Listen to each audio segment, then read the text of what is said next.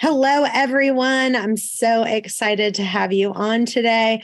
We have Preston Guyton, and he has been in real estate for over 20 years.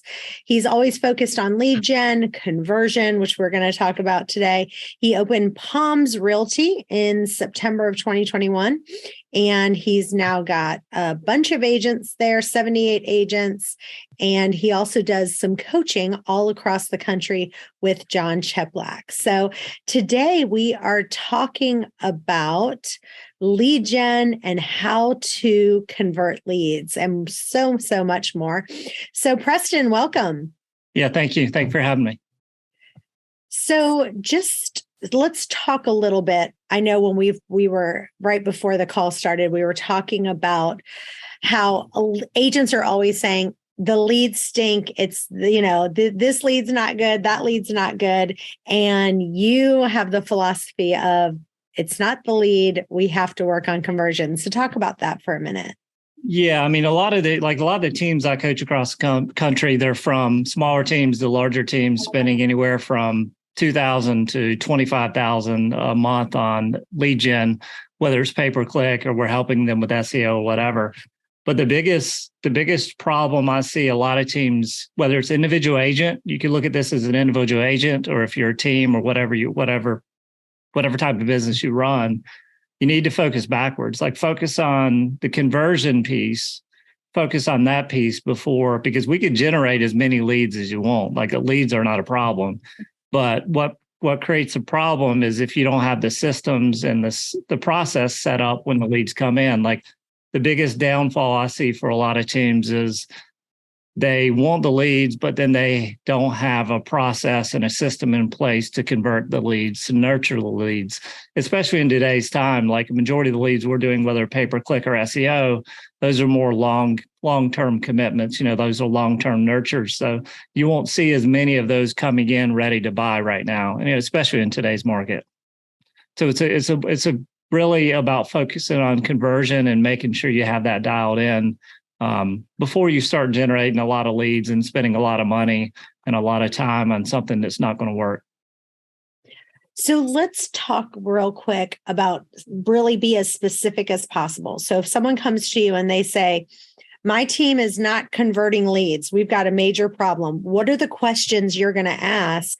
And what are you going to look at as far as specifically what systems are they going to put in place?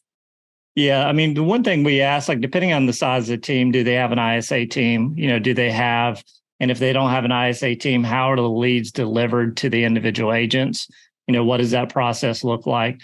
Are the agents actually making phone calls? Are they just calling once? And what does that system look like? Like majority of the teams we coach use Follow Up Boss. So CRM, most CRMs, I mean, they're all pretty similar. They have the same capabilities, a lot of them. But a lot of the teams we coach on use Follow Up Boss. And, so it's as far as not only speed to lead, but what does it look like after day 1, day 2, day 3? How are the stages set up? Meaning stages, or are they in hot? Are they in nurture? What does that follow-up cadence look like? Things like that. So really the questions asked, one, what CRM are they using? How are they generating the leads? Because the leads, if they're coming from pay-per-click or if they're coming from organic, they're all different kind of cadences that you have to follow up with the leads.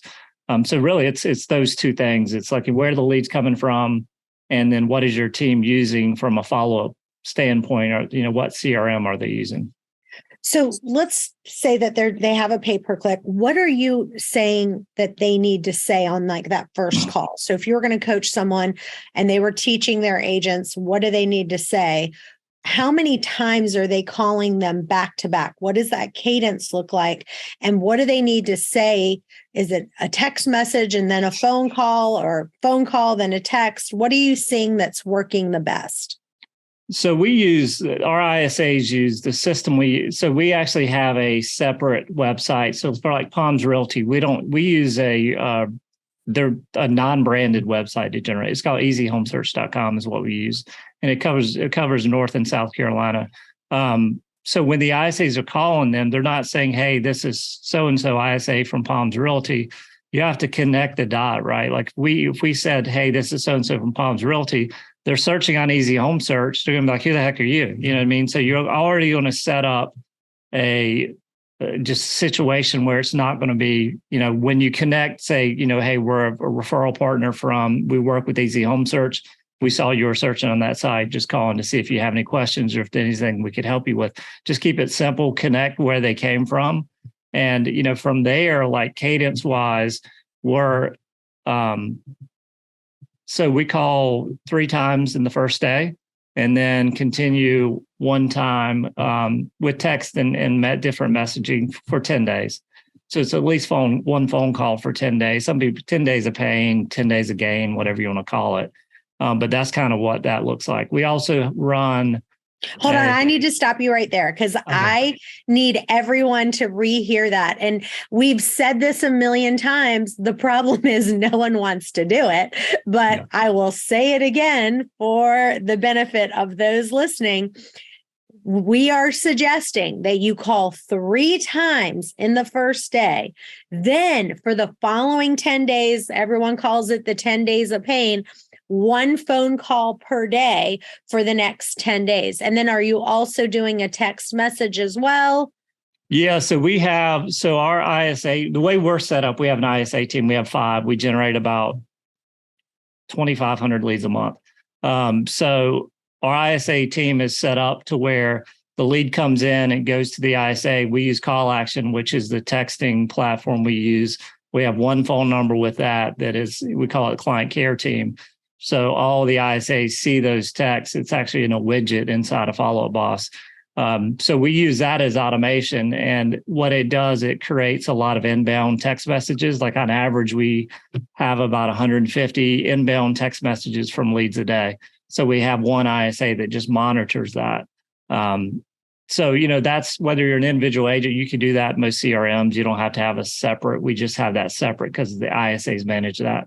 But they're texting. And the big thing too, like even I coach on the ISAs, a lot of them they'll have like good conversation with somebody through text. And all of a sudden they just pick up the phone and try to call them. And the big thing is you need to focus on is meet the people where they're at. If they're emailing you, email them back. If they're texting you, text back. And then try to get that phone appointment. Like don't just pick up the phone and call them when they're texting you. Just text back and continue that dialogue in the same dialogue they're coming in at. And then try to schedule that phone call appointment via text. Because what ends up happening, I see it happen often, is they'll agent will see these texts coming in. They're going back and forth. They'll try to call without asking for that appointment. And it ended up people get upset and they just stop texting and stop commenting altogether. Or they say, hey, we're having a conversation via text. Why'd you call me? I'm at work or wherever I'm at. So, when you're looking at that, just make sure you meet them wherever they're at and follow that same dialogue. If it's a phone call, call them. If it's texting, if you can't call them, then text them and say, hey, I'll give you a call later. But definitely, follow that same dialogue with them. So let's talk about callaction.co, because I think that if people have a tool like that, I know we're seeing the best response from texting. People would prefer to text than to call. So talk about that platform and how you exactly are using it. Yeah, it comes with a lot of, they actually update it often. So the actually text messaging is updated a lot. We go in there and rewrite a lot of them. But the initial, it'll come in and it's just a simple text. Like, we saw you're shopping online or whatever, and then a text later will send something like, is there something we'd help you with? It's very simple, the first 2 texts. And then the next day, it sends another text. So I think it's about every day. There's sometimes 2 a day. And it gets to a point to where then you have to move it to a different, but we see about a 40% response rate on the text messaging through Call Action, over obviously, and that includes like bad numbers. So that's part of the equation. Like I don't take out bad numbers to find a percentage. So we see about 40% response rate. And talk about really specifically, like what's the text message that's really getting good response? It's really those initial text messages. The hey, we saw you're shopping online. If there's anything that we could help you with, and a lot of times that will create an incoming message. We're just shopping, we're just just looking or whatever, and then it starts that dialogue, and then we move them to a new stage. That say if they're just looking, it's reaching out maybe every 7 days or whatever. After 7 days, it says, hey, I know last week you were just looking. Is there anything we could help you with? Call action, what it has too that's really helpful is you could actually say you and I are, via text going back and forth, and we end it. I could go ahead and schedule a text. Say you say, hey, reach out to me next week at some time or phone call. So I could schedule a text, say next Wednesday at 12:05 to send you a text. Say, hey, are you still good for a phone call today? You save it, it automatically sends. And that way you don't have to worry about creating a task, and then that task tells you to text so-and-so in a week or whatever time it is. And just try to do that around times that people are most likely going to have access to the phone. So we send a lot of text messages around lunchtime, depending on the time zone of the phone number. We'll schedule a lot of them around a 12 o'clock to 1 o'clock window so we can catch people on lunch break or whatever. So on that text message, does it say on the bottom, like, unsubscribe? Does it have like an unsubscribe thing on the bottom of it? Yeah, it does. They all do. But we don't get a lot. The ones when we schedule them like that, we've had conversations. We don't really get a lot of those. Actually, it doesn't have it through text. It just, when somebody responds stop, it stops. So I don't think it has anything at the bottom of the text where it says it would just, if somebody said stop contacting me, it automatically does that. Got it. With call action, what it does, it goes backwards. Like it'll actually test the phone number to make sure it's not a landline before it sends the text message out. The same thing. I got a funny message when I was actually working it, because when I was first testing it, I wanted to make sure I liked the system and it worked. So I was on a Saturday and Sunday, I was working it, and I went to send a text out, a manual text to somebody. And I got a message back that this phone number is a known litigator for the do not call list. So we did not send your text out. So maybe it just saved me $10,000. But it's funny that it's great that they run it against a database before the text actually goes out, because what ends up happening, say if I'm texting from a number and I keep texting landlines, what will happen is my phone number will get flagged, because who's going to text landlines unless you don't know who the phone number is? So that's what their system does. They actually scrub it before the messages are sent out, because what ends up happening, a lot of CRMs, and I don't know which ones everybody uses, but oftentimes your number will get suspected spam. And when and you've seen that on your phone now, right? Potential spam or whatever. Mm-hmm. The less you can, where your numbers are flagged that way, obviously, the more conversations you'll have. So it's good that in that system, and that's part of the reason I think why we have such a good response rate, is because it does that scrubbing of the numbers before the texts are actually sent out. I love that. That is so invaluable. And here's the thing. I could get my arm wrapped around calling somebody or texting someone 3 times or every single day. Because I think what people don't want to do is, if you say to them, okay, you've got to call someone 10 days in a row, they might not be willing to do it. But if you said, okay, will you be willing to text them 10 days in a row? I think you get a little bit more people who will say, okay, I'll do that, even though the calling tends to be better.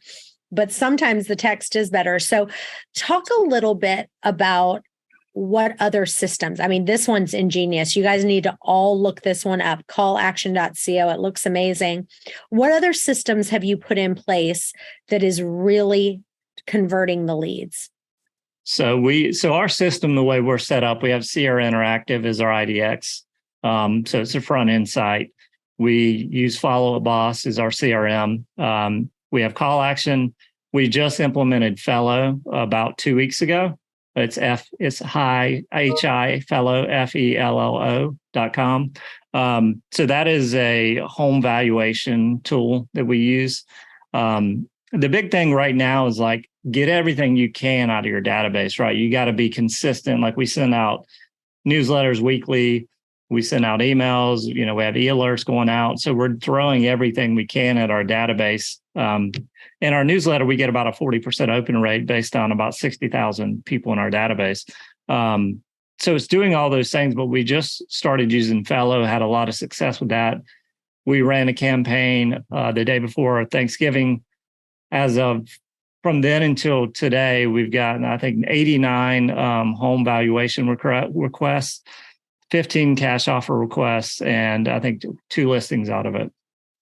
So it's taking that same database that we're generating leads and just hitting them with different, obviously, if they go in and put their address in and you capture that information, they're that much more valuable to you from a lead standpoint. So, it's having all these systems, but doing everything you can and just, hitting them from different angles with different, products to generate that conversion. And now a word from our sponsor, Canzel Realty. Run your business your way, only at Canzel Realty. You can have all the freedom with none of the standard real estate red tape.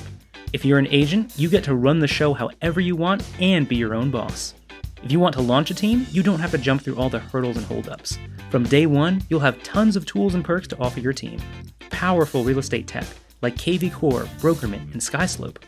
If you want to be your own brokerage or already have your own brokerage, that's not a problem either. You'll still get to run it however you want. All Canzel requires is a small Powered by Canzel logo next to yours.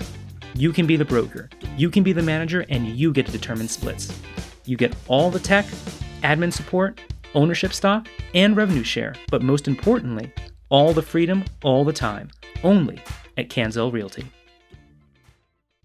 So what if you're seeing an agent not convert? Let's say you're seeing agents, they're doing the activity, but month after month after month, they're not converting and they're saying, well, the leads aren't good. What's your next step for that? Really go into more coaching, listen to their calls. A lot of times we just let an agent go yesterday, had made 4,700 phone calls and had 90 conversations, and we listened to it and we tried to coach through it. He had been with us for a while, and it's just, he could never get over that first, he would quit too easy. Like it would, he just couldn't get over that first. And we tried to coach him through it. And for him, I just don't think it's the business, because he was making the calls, right? 4,700 phone calls in 6 months. He was doing the activities, but he can't get over that part. So, some things, you try to coach him through them and help him through, but at some point, real estate's not for everybody. Sales is not for everybody. So, sometimes getting them to understand that is helping them as well. Let's do a role play with me and you. If you were going to coach agents on kind of that first call, what would that look like as far as, let's just pretend I was a lead, I was calling in. Let's you call me and let's do some role play. I don't coach on scripts. You don't? No. Okay. I haven't taken a call in probably 8 years. So so the coaching I do is more on, I could kind of walk through it, but the coaching I do is more on lead gen. Like, we go in and set up the lead gen for companies, whether it's pay-per-click or SEO, we help them with that side of it. And then more for me, like I'm helping leadership coaches on how to coach their agents and things like that. But I would not do very well in that role play. Okay. So let's talk about the lead gen.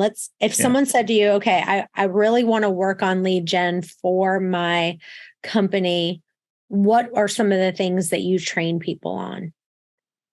So really what we'll do is we'll go in and set up, the thing is, like, either we want to teach people how to generate leads where they don't have to deal with the national lead providers, the ones that care about you when things are great and turn their back on you when things go bad. So we really want to coach and educate agents and teams on how to generate those leads themselves. Because what I tell them, a lot of times when we go into a city to create a, say, Google AdWords campaign, our number one competitor for those keywords and those AdWords campaigns is Zillow, Zillow, Realtor.com. So what I tell them, the same lead that, they're buying, if it's an appointment, they're paying, depending on the market. I've heard some markets as high as $700 or $800 per lead from Zillow. You could generate that lead for a fraction of the cost Now, yeah, they're not appointments, but they can be appointments, right? Like if I pay, like in our market, we generate leads on average of about $6 a lead. So I could buy 2 Zillow leads for $600, or I could generate 100 leads. Which one do you feel like you have a better chance of converting, the 100 leads or the 2? Although the 2 are appointments, but still, like Zillow has a 72% answer rate roughly across the country on appointments. So, when you look at those numbers and you have a system based on conversion and focused on that, that's what kind of we teach them to do. And as far as conversion, like the conversations really is getting that conversation going. And then like our ISAs, they focus on, LP Mama, if you ever heard of that, location, price, motivation, those different things. And when we're setting up appointments, we'll go through, our ISAs go through that structure, and we'll get those, everything from that client and then hand them off to an appointment at that point. So it's really like coaching the agents on how to get that information. And a lot of it's, meeting them where they're at. And a lot of times we see a lot of that information is passed on to the onto the ISA from the actual text messaging. So they're getting a lot of that information in those initial text messages. So one of the things that I see as the biggest problem is that people are too professional. When I look at like their text messages that they're doing or the emails that they're doing. Well, you think about it this way, like when do you text your friends and say their first name on a text message? Or when do you email anybody and say their first name on a message? Once you have conversations going back and forth, that's what I see a lot of people mess up on is the nurture plans. If you've had conversations with people and then all of a sudden you're sending them emails with their first name, and then, most people that know somebody aren't starting the email with their first name. And the same thing with text messages. When do you send a text message to a friend or a past client or whatever with their first name before you write anything else? So that's definitely something that the texts that we see the biggest response rate are the simple ones. It could be just like after a couple months. And that's something you look at too. Like if you're in a CRM, the big valuable tool you need to look at is the filters. Like one of the filters our ISAs will go to if you have a bigger database is go to website activity. So we'll do we'll show agents. Agents are like, oh, we don't know who to call. And we have a pond of say 5,000 people. Any agent can filter it by, if they're in that pond, they could go in and say, okay, filter it by somebody that's registered more than 30 days ago, hasn't been called in 30 days, and has been active on the site in 3 days. So I did that in one of our bigger ponds, and there was 1,100 people in that list. So 1,100 people in that list that were not assigned to an agent yet, that have been on the site in the last 3 days and have not had a conversation with anybody within over 30 days. And that's conversation attempt. It's not just conversation. That is like an outbound outreach via text or phone call. So most CRMs, you could do that type of filtering. So those are, when you're trying to figure out, who to call, like we'll set up behavioral triggers for a lot of our clients where somebody does something on the website, it'll trigger an activity in the CRM, and we'll create a task for that agent to call them. Those are in most systems now, they have that ability. It's just like a lot of things. People on their iPhone, they probably use 20% or 10% what it could actually do. And we see that in CRMs as well. Like most CRMs have all these capabilities. It's just people don't use them. I love what you just said. Don't ever say their first name. Don't ever say, this is so-and-so from so-and-so Realty. Yeah. Cut those two things out of your vocabulary in email or text right away. I love that. Yeah, people don't pay, and people don't associate, like they don't really care. You know what I mean? They just want to see if you're the one that could help them. I always say people don't want a hero, they want a guide. So you just guide them on a path to what they need and find out what they need, the questions they ask. And they'll remember you when you have the answers to their questions, or say, hey, I don't have the answer, but I can definitely find it for you. And a lot of people fall down on the simple fact of just follow up, like saying, I've heard it many, many times where agents say, yeah, I'll call you tomorrow at X time, and X time tomorrow comes and they don't call. So if you do those little things, I think most people have had a bad experience that when they see somebody does those things, then it's, they remember you by the woman or the man that actually answers the phone and answered their questions and help them through that process.